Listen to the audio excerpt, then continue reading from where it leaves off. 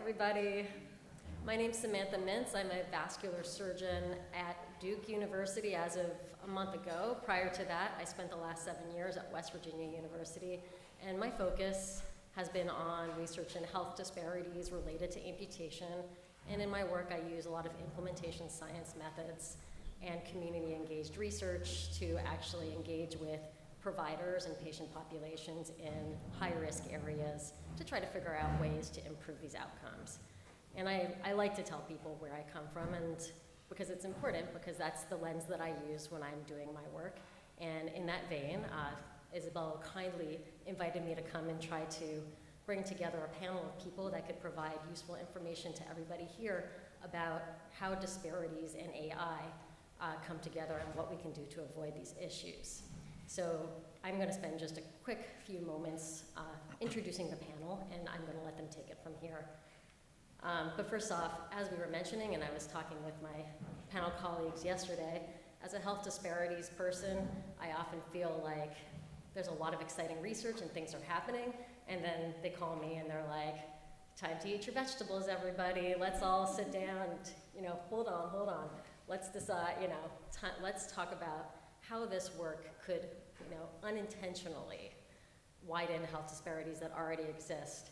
And the wonderful thing about Vascular Cures is that, as a very forward-thinking organization, when we talk about this, this was really forefront on Isabel's mind, putting together this work, and that's why she wanted to bring this panel. And so I'm hoping, after our discussion here, we're going to be happy that we did it. So that's the plan.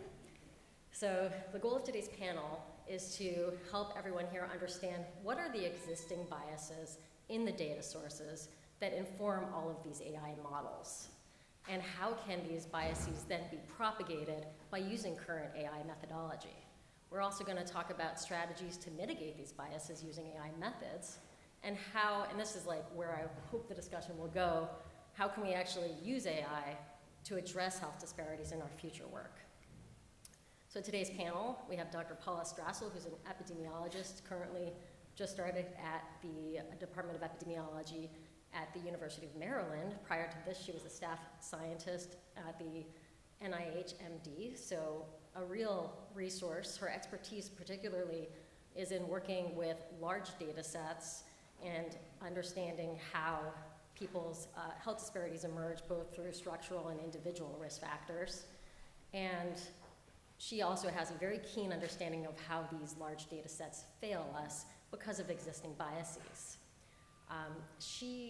We also have the very good fortune that she worked with Dr. Kate McGinnigal for a fair amount of time at UNC, and so has been sucked into the world of PAD, so she has an understanding. That's, again, one of Kate's strengths, is bringing people into this world and actually helping them to use their powers for good.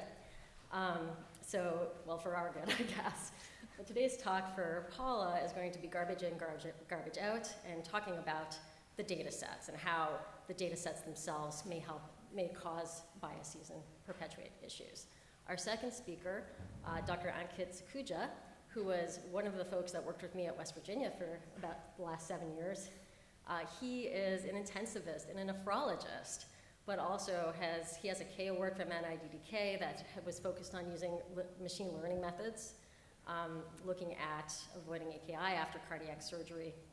But he has gone on to Mount Sinai and is directing this incredible clinical informatics lab focused on AI research and pioneering AI in informatics and integrating these innovations into practice. He also, the reason I thought of him was because we were the only K awardees at WVU for a good period of time, and so you have to take an ethics class for the NIH, and we didn't have that, so they created one just for us, and we had to give lectures to each other about our topics. And so he gave this great AI lecture about AI ethics and the issues that you might confront. And so I thought about that lecture, and I really wanted to share that with this audience. And so that's what he'll be talking about, more on the methodology front. And then finally, Dr. Kate McGinnigal is a woman that needs no introduction, in my opinion. She's at UNC, a vascular surgeon who does amazing research. And she's been using precision medicine models to help figure out how we can best actually take care of CLTI patients on a broader perspective, and thinks of things in amazing ways. And one of the things that's really her area of expertise is collaboration And if she hasn't networked with everyone in this room already, I would be very surprised. But she has a way of bringing people in, and especially collaborators, and respecting the fact that people from different areas of science have different areas of expertise. And that's really important, because I think as surgeons sometimes we forget that our biostatisticians have PhDs and are also doctors, and we need to work with them and highlight their work so they can bring it in. So we're doing actual science, and we're doing the top of the line science, and Kate has a way. You need a team leader that can bring that out in people so that they can contribute to make meaningful innovation for patients. And so today we're going to go ahead, and I'm going to just step aside and let everybody do their thing. So please welcome our panel member, Dr. Paula Vasquez.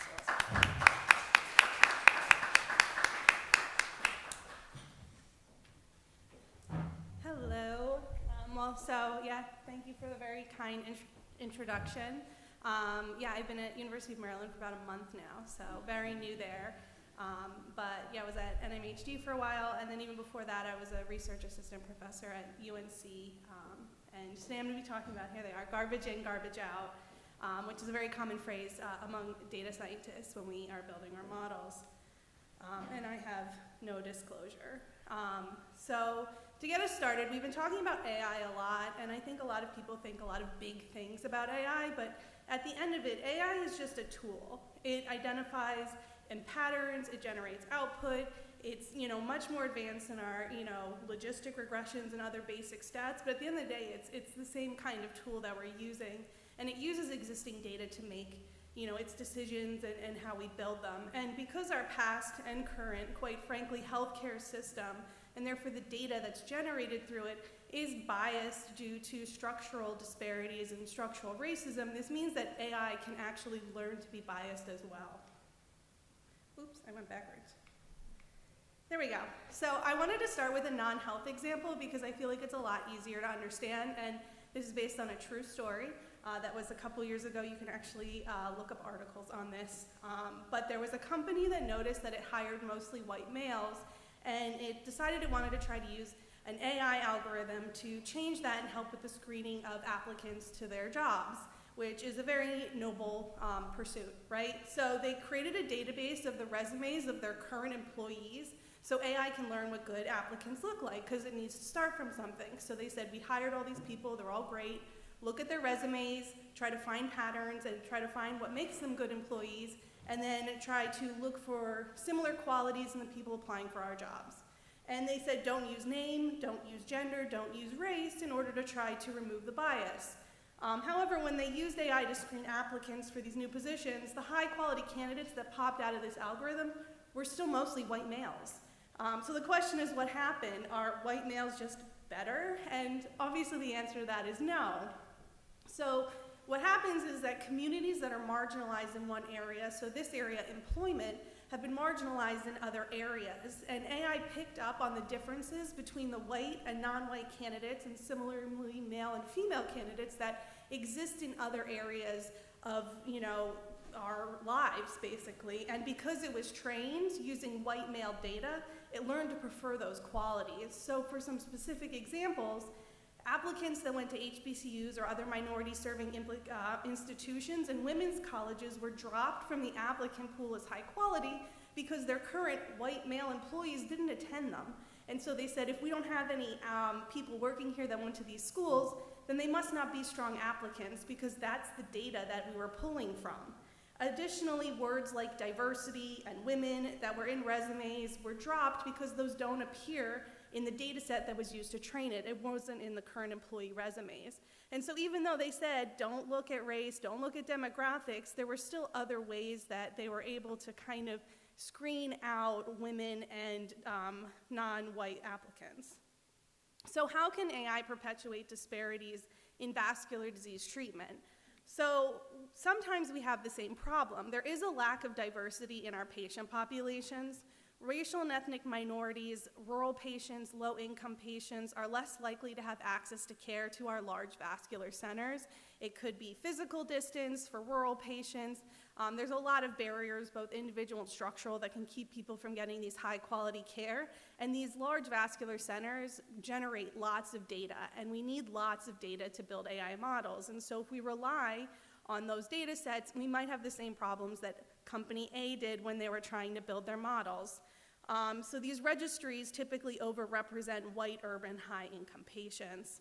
So we can run into issues if we're trying to screen for who would be a good candidate for treatment, looking for, or other problems that we may have, and, the reasons that we want to build AI models, looking for, patients that might be at high risk, we may run into issues. We also have issues that there are disparities in healthcare utilization and treatment. Again, these same populations that are at high risk are less likely to receive and seek care. They're less likely to have consistent health care, and they're less likely to have access to health care. And what this leads to in our healthcare data is missing data. So we've already talked about the fact a little bit that these patients might not appear in the data sets at all in our EHR data, but there's also the issue that we're going to have less complete data for these patients as well. So if some of the things that we're putting into our AI algorithms to try to identify high-risk patients involve certain scans or expensive tests, these patients are probably less likely to have had them performed, which means the data's not there. So even though in truth, if they had it done, they would have, the indicator that the algorithm's looking for, but because that data is missing, it can't use that information. They're also less likely to receive these harder to access and expensive treatments. And so when we're trying to do studies with diverse cohorts, when we're studying treatment effects and outcomes, we can run into the problem because we just don't have anyone in that patient population who had received it, or we have such low numbers that we can't make any decisions. I mean, we've all seen papers where, when we try to look at racial ethnic difference, for example, we end up doing black, white, other, because we don't have enough patients from the other racial ethnic groups that we have to group them all together, and then we can't really make any inferences from them.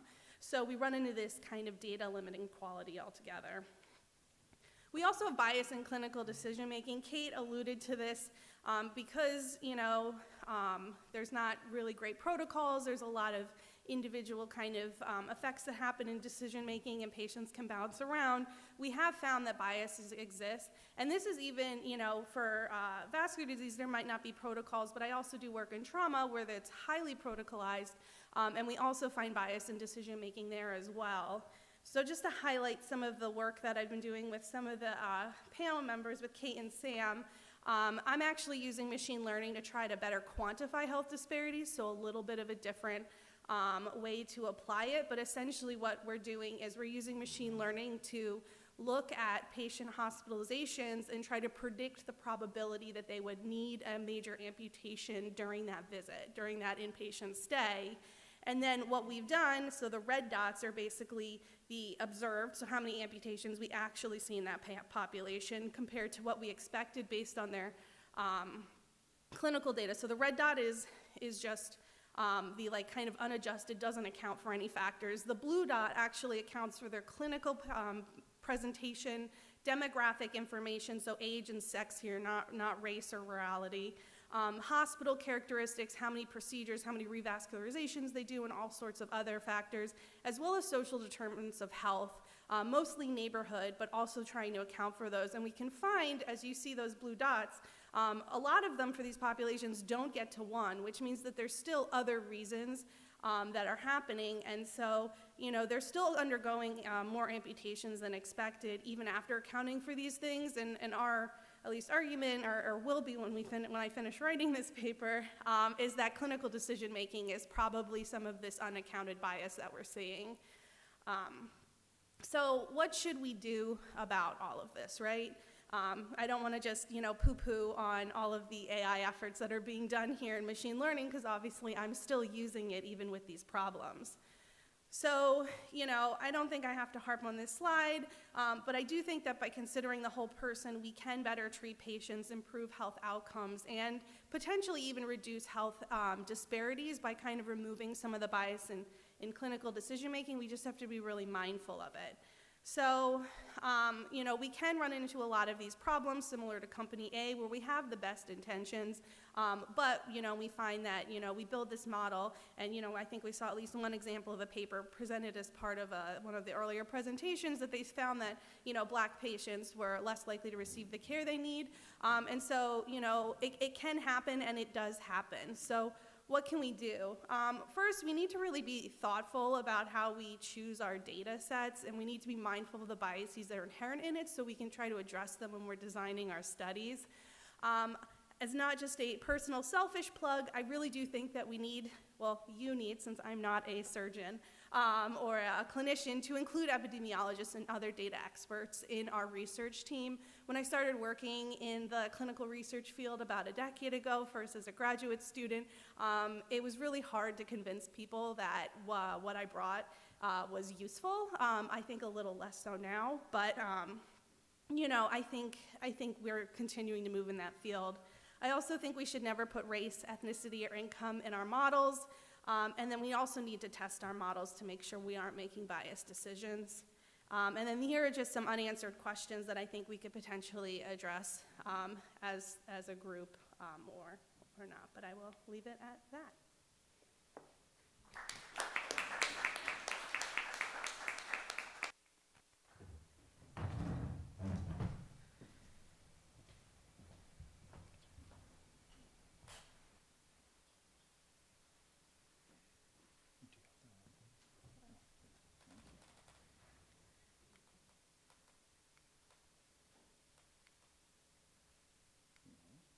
There you go. All right.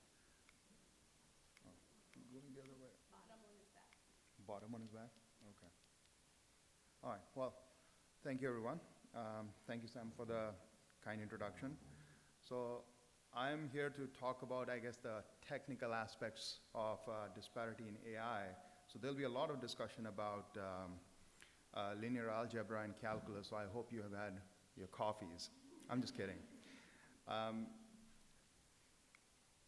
So I think bias and fairness in a model, they are really two sides of the same coin, right?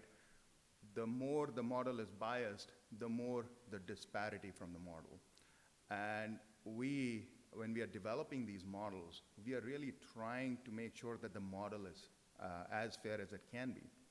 Now, disparity isn't a concept which is exclusive to healthcare. So this is a real-world example where these two 18-year-old kids, two Black girls, were rushing to pick their younger sister from school. And they were getting late to pick her from school, and you know how it gets when you're late to pick your kids from school, you have to rush. So they found a bike on the side of the road, which was a 6-year-old kid's bike, so they were like, what the hell, let's ride this bike to the school to pick their sister early. And after a little while, they realized the bike's too small for them, so they kind of just left it on the side of the road. But by then, somebody called the cops, and they got booked for stealing the bike and were sent to jail. Now, then we have this white guy, long rap sheet of armed burglary, and was shoplifting, and again got sent to jail. In both the cases, they both were charged with crimes which were about $80-90, right? So, now, when they got booked into jail, the jail had an AI algorithm, this Compass algorithm. The goal of that algorithm was to take the people's profiles that are being booked into jail and identify who are going to be repeat offenders. And their model predicted that these girls who have no previous history of crime were going to be the repeat offenders and not this other guy who had a long rap sheet. A few years down the line, those girls didn't end up back in jail any time, and this guy was again back in jail for more armed robberies. So we can see how disparities can sneak in different aspects of lives. Now in healthcare, I think a great example of disparity is the funding for cystic fibrosis versus sickle cell disease. There are over 40,000 Americans living with cystic fibrosis, predominantly affects whites. There are over 100,000 Americans living with sickle cell disease, predominantly affects blacks. the funding for cystic fibrosis is 3 times more than funding for sickle cell disease. Now, coming to how Disparity has a way of getting into data science work. So this is the paper which Dr. Pensino also talked about earlier in the day today, where the authors looked at this model called as Impact Pro. This is a commercial model used in many, many hospitals across the country. It's an AI model. The goal of this model is to identify patients who would benefit from early enrollment into a high-risk care management program. So in a way, patients who are very complex at a primary care level, they get enrolled into these programs, get specialized care, and yada, yada, yada. A very good idea behind that. They input some standard features, their age, other demographics, their labs, insurance status, and all those things. But what they were predicting was, what they were trying to predict was future need for healthcare services, but the label that they used, the outcome they used, was actually the healthcare costs. Now, we all know that Black patients have this artificially lower healthcare costs because of many barriers to access to healthcare. So when these authors dug deeper into it, what they found was that at every level of prediction, the comorbidity burden was much higher in Black patients in comparison to white patients. And especially at this 97th percentile prediction mark, where the model would recommend the hospital that, this patient should automatically be enrolled in these programs, the comorbidity burden in Black patients was 25% higher than white patients. So what's really happening here? This model, at least in the eyes of this model, the Black patients with higher comorbidities have similar healthcare needs as a white patient with less or maybe no comorbidities. So you can see how disparities can start to come in a very innocuous way and percolate through the models. And this isn't, I would say an AI problem. This is a problem with any sort of analysis we do, any sort of models we build. So coming down to AI, how do these biases creep in which cause these health disparity? So whenever we are developing models in AI, and from a simplistic AI model to extremely complex AI models, they all follow ballpark the same pipeline with some differences here and there. The first step is we collect data, and there can be biases that creep into the collection of data. After that, we pre-process this data. So we kind of structure this data in a way that the machine can understand it, and then we feed it into the machine. The biases can creep in at this point. Then comes that we are doing this actual model development. And this is a place where, again, biases can creep in. And finally, and this is a stage where 95% of AI models never reach, which is implementation in real world. And again, biases can creep in when you implement these models. So let's look at these in a little bit detail one by one. So from a data collection standpoint, one of the most common biases that creeps in is the sampling bias. And as you all know, sampling bias is essentially that we are developing the model, the AI model here, on a patient population that is not representative of the population where we are going to ultimately implement the model. So for example, we take a large VA data set and develop a very cool, very cutting-edge AI model. We know it's not going to generalize well to a women's hospital or a children's hospital, right? Another example is when the measurements that are taken are biased, and we have biased data for that. A very prime example of that is that a few years back, we found out that these pulse oximeters, which we use in the hospitals across the country, overestimate oxygen saturations for colored patients. So now any model that is using that as an input feature in the AI model is going to have some element of bias. And finally, the label bias. So like we spoke about this study with Impact Pro early on, here, the company that developed this model used healthcare costs as a proxy for label for future healthcare needs. But when the authors used a different label, so what they did was they used the number of ER visits or number of comorbidity flares in the next year, what they found was that instead of 18% of Blacks being recommended for early enrollment into these managed healthcare programs, the number rose to 46%. So you can see how profound impact some of these innocuous biases can have in the data. Now, in the data pre-processing stage, one of the most common things that we do in machine learning is we aggregate all the input features. So for example, we have a data set for prediction of, let's say, MI, right, or its complications. The data set will have some representation of males and females, and more than likely the women will be underrepresented in that database. What we will do is, let's say one of the features we take is the presenting symptoms of MI to build a model, a very cool model. If women are underrepresented, the symptoms that the women are reporting will be underrepresented. But in an AI model, what we'll do is we'll take all the symptoms that are there, and we'll either aggregate them, average them out, or something like that, which then dilutes out the weightage of those symptoms that are being given to the underrepresented populations. And you can see how this model can start to spit out these biased outputs. Similarly, another sort of bias that creeps in is at the time of the feature selection. So a lot of these AI data sets have hundreds of features, hundreds of variables in there. And if we use all these variables, majority of them are just noise. And if we use all of them, the data, the model kind of overfits to them and doesn't generalize anywhere. So we have to select which features we are going to use. And a lot of times, we rely on content expertise, and that can introduce bias. One of the very common examples of this, and this is not even an AI example, is use of race in the equation to calculate the glomerular filtration rate. It's a GFR, kidney function. And we now know that by using race in that equation, the equation overestimates the GFR for black patients.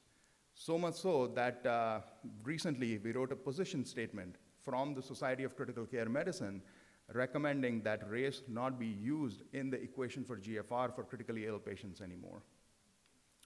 Now, at the time of the development of model, again, when we are using all these features, a lot of the features are noise, we have underrepresented groups, the model will tend to overfit to a lot of these features as shown on the right side in the graph down there. And the overfitting affects really the underrepresented population more because the noise is more from the overrepresented populations, right? And therefore, these models, when they overfit, they cannot generalize well to these underrepresented populations. And finally, let's say that we have developed a very nice model, we are very happy with it, we implement it. Over time, the patient populations change, right? Or the treatment recommendations change. And then ultimately, this model starts underperforming. And again, this affects underrepresented populations more. So very briefly, what do we do about this? How can we mitigate some of these biases that creep in at different stages of the AI pipeline? So at the time of data collection, we should try that we have as much diverse data as possible. As much equal representation of the groups, maybe rural population, urban population, males, females, different racial groups, where we think the model is ultimately going to be implemented. We need to choose our labels, our outcome labels, very carefully to make sure that that is not going to lead to any biases in how the model is going to be trained and validated. Now, this may not always be possible that we have a very diverse data set. In that case, what we can do in AI world is we can oversample some of these underrepresented populations, and there are various techniques to do that.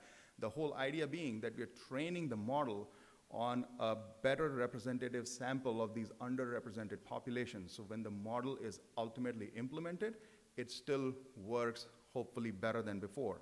And then there are some of these newer techniques of using adversarial learning and causal inferences to identify some of these sensitive attributes, which, like race, gender, and things like that, which lead to bias. So removing these by identifying them through adversarial learning and causal inferences. And reinforcement learning is one of the newer AI techniques that our lab specifically focuses on. And this is another promising AI technique that can help with biases, because the whole idea behind reinforcement learning is that you're trying to develop new treatment strategies while learning from suboptimal treatment strategies. And then ultimately, what is most important is once these models are implemented, there is a mechanism in place to audit them at a certain time interval. Now, certain being the key word and a very vague word. But at certain interval, we have to see that is the model still doing what it was supposed to do in all the subgroups that it was supposed to do. Thank you.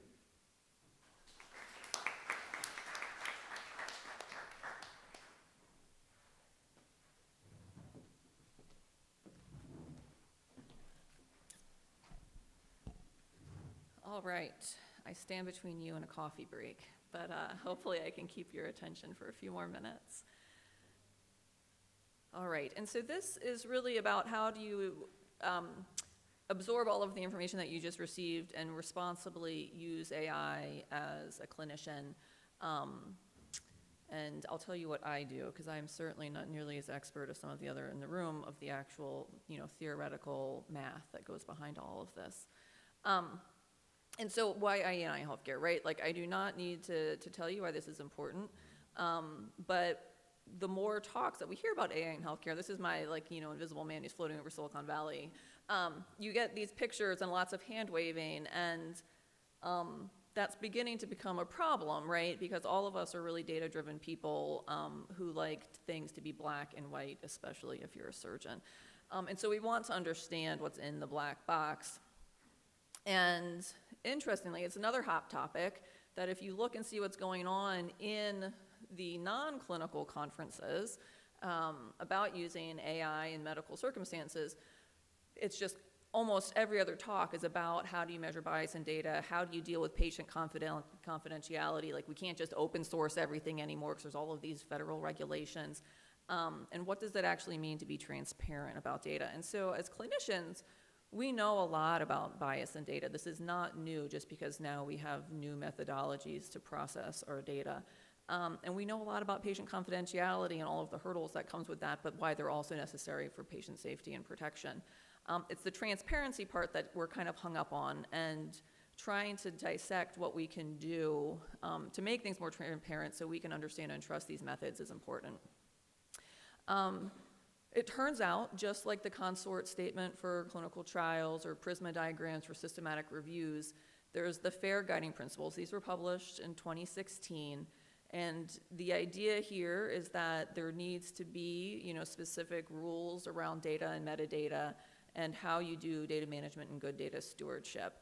And, the idea behind this is that data should be findable, accessible, interoperable, and reusable, right? And so a lot of this is behind OMOP that I just told you about in the last panel, and kind of having standard definitions and explanations for what everything is. And so people can enter into this space and get oriented and basically have a massive data dictionary that they can understand. And so that's great for the people who are actually doing the nitty-gritty programming, but what is the machine actually doing? Are you okay putting your name on that paper? And is the machine going to take over? Like, what is Elon Musk actually all about? Like, these are real questions that a lot of really, really smart clinicians have. And so as a person who's primarily a clinical subject matter expert, who's engaging in some kind of machine learning or AI project, honestly, I do the same thing that I always do for all of my research. I prioritize the clinical relevance to guide the clinical question. If you create a model, it doesn't matter how fancy your computer is, if it is not relevant, then it is worthless. I understand all of the data sources and the data privacy, right? And this goes into knowing what are the weaknesses of the various different registries or EHR that you're going to be using for your data. And then I think really critically about the important covariates and the most meaningful patient-centered outcomes. And I review the analysis plan, and I always specifically try to focus on the potential impact on patient safety and on disparities, and where we might have to specifically address where the bias comes in, and those really great figures that you showed us in the last talk. And some of this work is guided by the data equity framework, and this is actually a really nice, easy website to navigate around, and it's all written in like plain English. And they really say that every project is organized into 7 stages, from funding all the way through to dissemination of findings. And in all of those places, you have to be thoughtful about proactively engaging equity. And, it's the analysis bit and I'm quoting this off their website in just a moment, that is important to us, and sorry about that. And so in our clinical research realm, we're pretty good, if we're committed to it, at assessing equity in all of these domains, except for the analysis part, right? This is the black box part. And the way that I can counter that, is that I also expect my science collaborators, and not just computer scientists, that was just the name of the talk, but also my epidemiologists and my biostatisticians, to do the same things that they always do. And so Paula was one of my very first collaborators at UNC, and it was just such a breath of fresh air to work with her, because she consistently really wanted to know the clinical issues and made sure that she could understand and confirm that she understood what the actual research questions were. She confirmed that she understood what the variables were and why I thought they were important. She was really, really organized about recording all of the steps in the data cleaning and developing the analytic data set, and then coding it up and giving me recommendations on what she thought the best methods were. And then at the time, we weren't doing machine learning projects, but she was explaining the rationale about why she was choosing the methods so that I could understand and that I could help speak the same language, even if I wasn't going to be the one sitting at the computer with my hands on the keyboard. And that is absolutely imperative to explain behind machine learning, because it is a little bit more black box than some of the other methods that we're more familiar with. And so back from that data equity framework, they say that analysis is the dark heart of all data work. And really what that means, though, is that with all of the weekly check-ins, as I am doing my projects, we have to talk together with all of the programmers and the people who are leading those teams about the variable selection, about the data processing, category collapsing, proxies, how we're using the variables, because all of these things reflect our evidence and experience and the blind spots that we have as the people creating the model. And so we talk about this, and this is how I feel like I'm gaining some transparency into the black box. And a few last pearls as a parting thoughts for this is that machine learning is a really powerful tool, and I think all of us in this room are on board with using it, whether it's for AI applications or otherwise. But it really does quickly amplify your mistakes, and so you do have to validate it. This is not so you can just teach ChatGPT how to take advantage of more data, but it's to find all of the kinks that are going to be there in the various different data architecture systems that you've got. And it's so you can find false assumptions and correct them. And if your findings are interesting, then you need to find humans, not computers, but humans, to punch holes in all of your theories and tell you why you're wrong, and to double check you for bias. And then once you still think that you're interested in your findings, then you've got trust in your retrospective analysis, and that should be enough to give you the prelim data you need to design a prospective trial in humans. So, thank you.